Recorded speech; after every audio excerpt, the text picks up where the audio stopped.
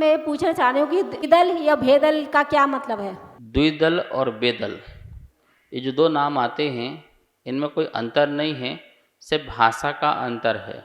द्विदल जो है संस्कृत में बोलते हैं और बेदल जो है वो प्राकृत भाषा में बोलते हैं। प्राकृत में बे मतलब दो कहलाता है, तो बेदल मतलब दो दल। और संस्कृत में द्विदल, जिन अनाजों के दो टुकड़े हो जाते हैं, एक से दो पीस हो जाते हैं, उसको दो दल कहते हैं। जैसे दाल एक है, उसके दो टुकड़े हो गए तो वो दो दल हो जाएंगे, उसको बेदल भी कहते हैं। और ये जो दूध है या फिर जो दही है, छाछ है, इन वस्तु मिलने से इनमें लार आदि का संयोग होने पर फिर जम्स पैदा होते हैं। लेकिन इस बात का भी ध्यान रखना है कि शास्त्रों में बताया गया है कि जो दही है, छाछ है, इनमें कब दो दल माना जाएगा। जैसे दूध जो है 48 मिनट के अंदर जो है छान करके गर्म कर लिया जाए, 24 घंटे का उबाल कर, उससे दही छाछ बनता है, तो वह उसमें दो दल की बात नहीं मानी गई है। लेकिन जो कच्चे दूध का जो है दही बनता है, लोग क्या करते हैं, बाज़ार में दही दूध लेके आए और उसको बिना गर्म करे हुए कच्चे दूध का ही दही बना देते हैं, तो उसमें दो दल की बात आती है। शास्त्रों में अनेकों स्थानों पर पढ़ने को मिला है कि जो मर्यादा युक्त बना हुआ है दही, उसमें नहीं मानना। तो हमें पता नहीं चलता है कि ये मर्यादा का है या अमर्यादा का है, इसलिए ना लें तो और ही अच्छी बात है। विकल्प ही मत पालो, लो ही मत, हमें पता नहीं है, तो इसलिए इसके लिए अपन ध्यान रखेंगे। बहुत सारे जीवों उत्पत्ति हो जाती है और उनकी हिंसा के निमित्त हम बनते हैं, तो हमें किसी प्रकार की हिंसा नहीं करना है, अहिंसाणुव्रत का पालन करना है। इस उद्देश्य को ध्यान में रखते हुए हम दो दल वाली जो चीज़ें हैं, जो अनाज हैं, उनको दूध, दही, छाछ आदि से मिक्स होकर के ना खाएं और ना खिलाएं। नमोस्तु गुरुदेव। नमो गुरुदेव, मेरा प्रश्न है, सिद्धिशिला कितनी बड़ी होती है और उसमें जब हम सिद्ध पुरुष होते हैं वो किस अवस्था में होते हैं, मैं ये जानना चाहती हूँ। सिद्ध शिला का जो स्वरूप है जैन आगम में हमें प्राप्त होता है कि जितना 2.5 दीप होती है उतनी ही योजन की सिद्ध शिला होती है। सिद्ध शिला जैसे 45 लाख योजन, क्योंकि 45 लाख योजन का अपना ये है पूरा का पूरा 2.5 दीप है, उतनी ही 45 लाख योजन के विस्तार वाली जो है सिद्ध शिला होती है। उसकी ऊंचाई, उसकी मोटाई, उसकी चौड़ाई आगम में हमें प्राप्त होती है। सिद्ध शिला में कोई तीर्थंकर नहीं रहते हैं, इस बात का ध्यान रखें। सिद्ध शिला के ऊपर जाकर के जो तनुवात वलय होता है, तनुवात वलय में सिद्धों का स्थान होता है। सिद्ध शिला तो एक स्थान है कि इससे बाहर जो है सिद्ध भगवान नहीं होंगे।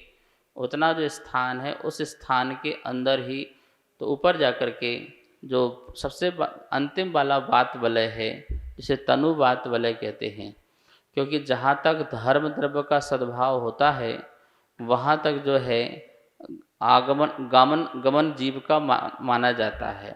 तो इसलिए अंतिम वात वाले तक जाकर के वो तीर्थंकर वो सिद्ध भगवान रहते हैं, उसे ही सिद्ध क्षेत्र कहते हैं।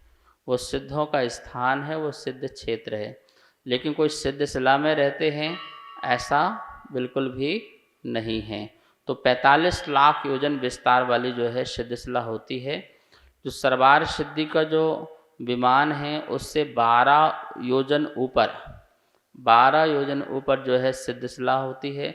उसके ऊपर जाकर के 500 या 400 कुछ योजन कम जो है कर दें तो लगभग 1575 जो है योजन ऊपर जाकर के जो है सिद्ध भगवान का स्वरूप वहाँ पर स्थिर होता है। बागों में बहार आती है जब वसंत आता है, बागों में बहार आती है जब वसंत आता है, लेकिन जीवन में बहार आती है जब कोई संत आता है। विज्ञान भवन से एक शंखनाद हुआ, एक शंखनाद द्वापर युग में हुआ, जिससे महाभारत का युद्ध हुआ। महाभारत के युद्ध में एक शंखनाद हुआ, लेकिन आज का शंखनाद किसी महाभारत के लिए नहीं, बल्कि आज का शंखनाद एक महान भारत के लिए शंखनाद है। आज महाभारत की आवश्यकता नहीं है, बल्कि भारत को महान भारत की ओर ले जाने की आवश्यकता है। इसलिए हमारे पास इस देश के यशस्वी, तपस्वी, ऊर्जावान प्रधानमंत्री हैं श्री नरेंद्र मोदी जी, जो संतों से ही ऊर्जा प्राप्त करते हैं, महापुरुषों की वाणी से ही ऊर्जा प्राप्त करते हैं। और मुझे तो लगता है कि महावीर वाणी कुछ लोगों के लिए नहीं, बल्कि महावीर की वाणी मानवता की वाणी है। जिन वाणी जन जन की वाणी है। इसलिए महावीर को केवल जानना नहीं है, काम नहीं चलेगा कि हमने महावीर को जान लिया, महावीर को मान लिया। महावीर को जानना काफी नहीं है, बल्कि महावीर को जीना होगा। महावीर को जीना होगा, क्योंकि आज इसकी बहुत बड़ी आवश्यकता है। जो काल हम सबके सामने है, आप देख रहे हैं पूरे विश्व में अभी गीत गाया जा रहा था, वर्तमान को वर्धमान की आवश्यकता है। ये सच है। हमारे प्रिय मनोज जी ने जिस तरह से गाया, बड़ा अच्छा लगा मुझे। रविंद्र जैन जी को उन्होंने पुनः अपनी वाणी दी, आवाज़ दी। आज उन्हें भी मैं याद करता हूँ। साथ ही साथ मैं ये भी कहना चाहता हूँ, जिस युग में हम जी रहे हैं वो युग बड़ा ही अजीब युग है। उसे एक नए संदेश की आवश्यकता है, एक नए आदेश और नए उपदेश की आवश्यकता है। उस संदेश और उपदेश और आदेश को हमें कहीं और नहीं ढूंढना है, बल्कि भगवान महावीर के जीवन से ही प्राप्त करना है। इसलिए क्योंकि कोरोना आया और चला गया, कोरोना आया और चला गया, लेकिन फिर कोरोना अपने पैर पसार रहा है।